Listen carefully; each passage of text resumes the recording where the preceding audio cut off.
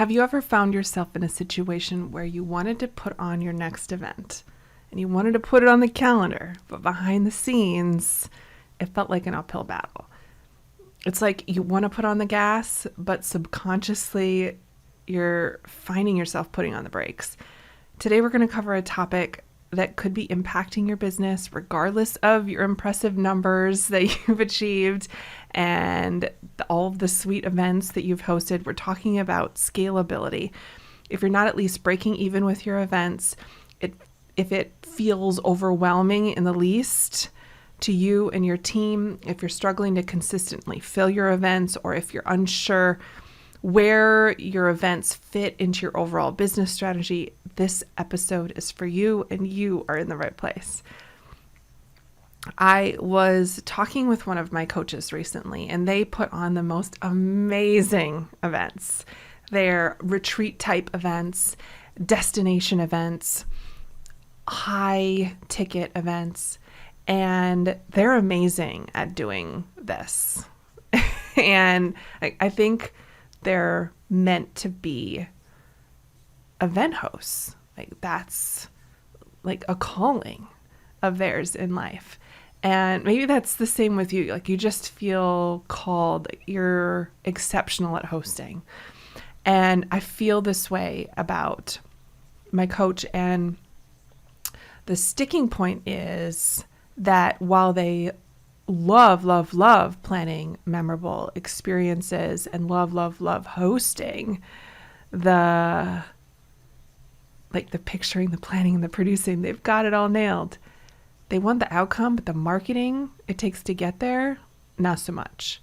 It's like they wish they could just remove that piece of the puzzle and do the other stuff. And in fact, the thinking of putting the events that they do on hold indefinitely because they haven't figured out the filling it piece that makes it feel easy.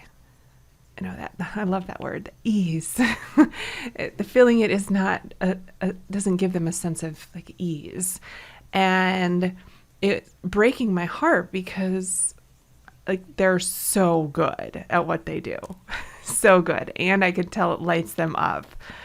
And I don't want the filling it piece it's essential ingredient, right? But I don't want that piece to make it so that people don't get to experience their events. You know what I'm saying? And so this is just one example of a sign that what you've built, as amazing as it may be,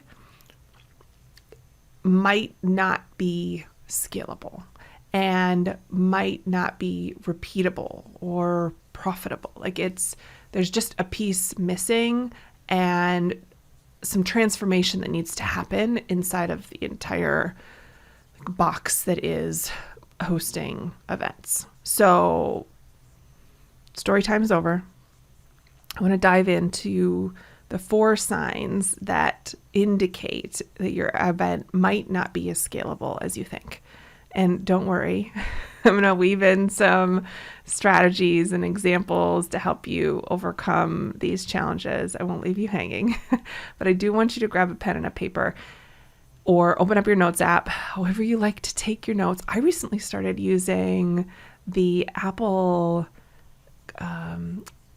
what is it? Like audio memo recording app. I don't know what it's called, but it records voice memos instead of, because I was using the voice to text to speech to text feature, but I was noticing that it wasn't always capturing my words correctly. And then I would go back later to read the notes that I had spoken into my phone and had them turn into text, and I didn't even know what I had said there. So I started using this voice memo app, and I feel like it might be a game changer for me. Just telling you that in case you're a person like me who gets ideas while you're driving and you need to like record them right then and there before they escape and need some way to do that. So Okay, that was a tangent. Let's get back on track. I'm telling you that you need to grab a pen and paper or open up your notes app, because I do have a hunch that what I'm going to talk about today is something that you're going to want to capture and then use those notes to brainstorm with your team after you and I are done hanging out today.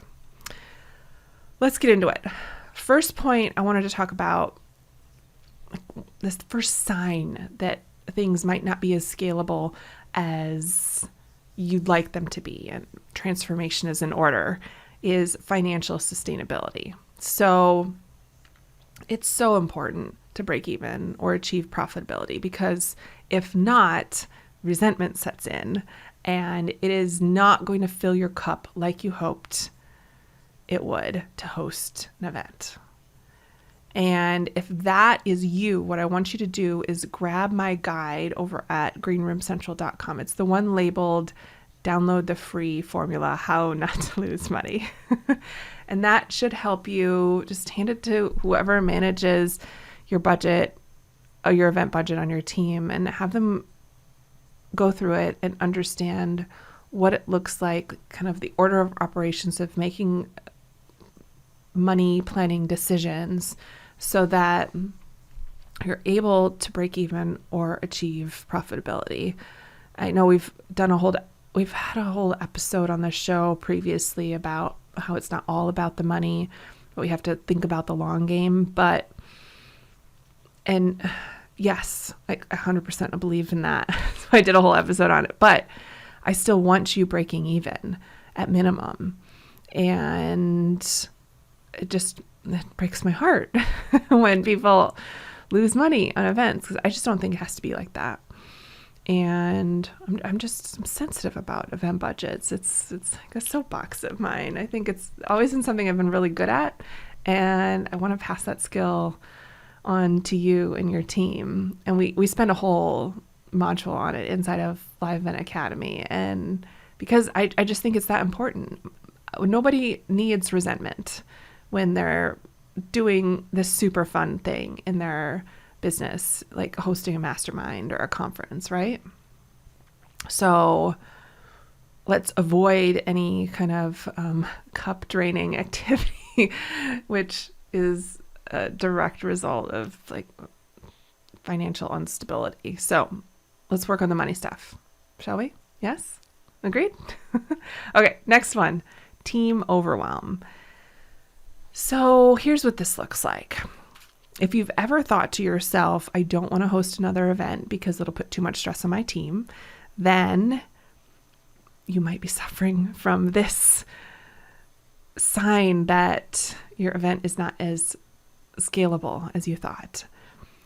If you've ever thought, I don't want to take my team away from their other priorities, or if you've ever thought, it took everything that we had last time and I cannot do that to my team again. If you've ever had any of those thoughts, then team overwhelm could be a problem for you that you need to transform in your business so that you can scale. And what this looks like is hiring additional team members or outsourcing tasks to ease the workload. And it goes back to the age-old strategy of documenting, creating those SOPs so that the systems are in place, because the systems help you scale. And if you don't, when you have the systems documented, you can either first delegate it to a team member so it's off of your plate and it's not causing you overwhelm, or you can hire a contractor or another team member to support you, or vendors. And when you have documented systems, like this is how this happens, this is how we welcome guests into our event. At our events, this is how it's done. At our events, this is how we think about ordering swag. and what matters to us and what types of pieces that we need for every event. Like, until you're at a granular level of all of the things documented into an SOP format, it's not going to feel like something you want to do to hire a person. But maybe what you need to do is hire a person who, like, that's what they do and they love to do, which is documenting processes.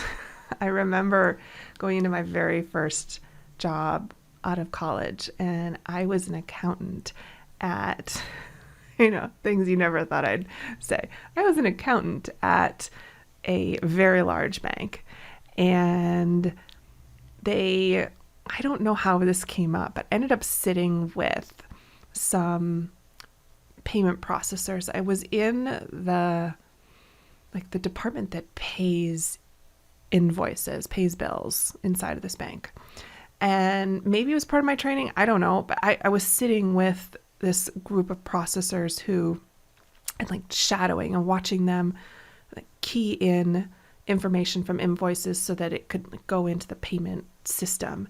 And they had metrics to hit every day. Like they have to process 600 invoices. Like they have to see it pop up in front of their screen, and they have to key in the key pieces of information, like the invoice number and date and everything, so into our system.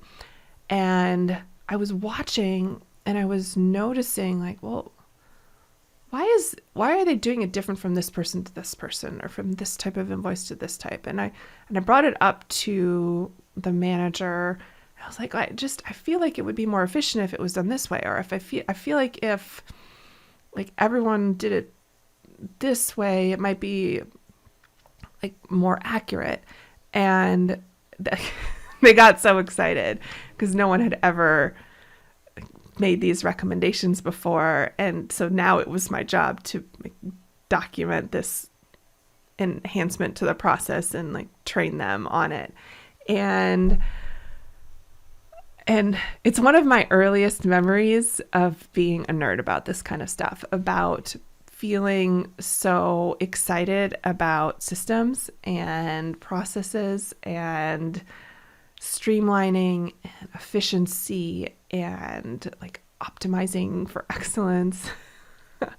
And I think it's why I'm so good at events, is like I see where we can be a little bit more efficient, a little bit more clear, concise, a little bit more streamlined. And all that to say, if your team is overwhelmed, or if team overwhelm is keeping you from putting the next date on the calendar, then that is a sign that you need more help.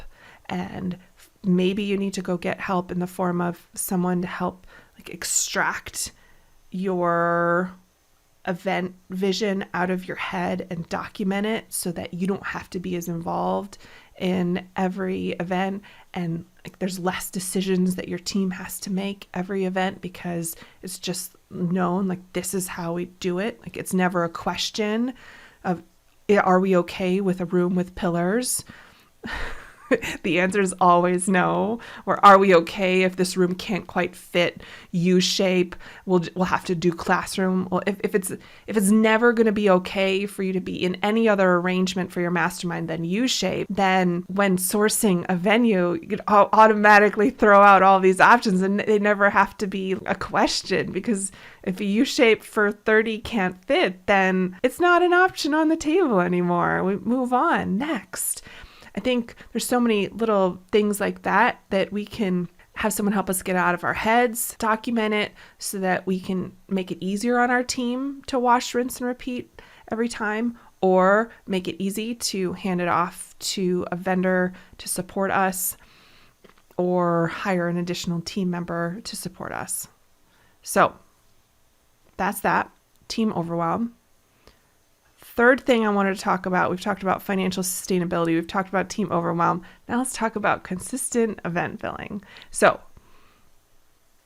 if you're unable to predict event attendance and that feels daunting, or you're in a panic at the thought of hosting another event because you know it'll be a grind to fill it, just like last time. If you raised your hand for either of those, then consistent event filling might be the area that needs transformation in your business in order for your events to scale. My strategy for you here is simple. I made you a guide and a video. You can find it over at greenroomcentral.com. It's the one labeled Get the Free Guide, 107 Ways to Fill Your Event. And when you download it, you'll get a video series too, and it'll just talk you through the process of making a plan and working the plan consistently. And it'll also give you a whole lot of strategies that coaches are using right now to consistently fill their events. And I want that for you. But it's going to take some work on figuring out what your model is so that you can consistently predict attendance.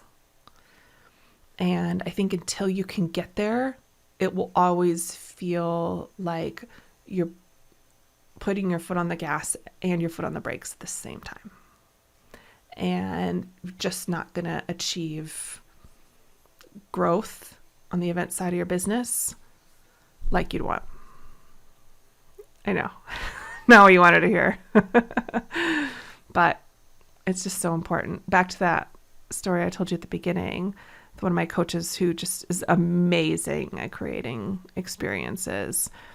And I was having a conversation with them about how, what if we mapped out a business model where we had a high volume product that they were selling that would naturally attract the type of people that would be the right fit for the type of event experiences that they create. And just like create our funnel. Sometimes that's what it is backing into the next one here. Number 4, alignment with business strategy, is knowing how the event fits and creating a feeder system for it.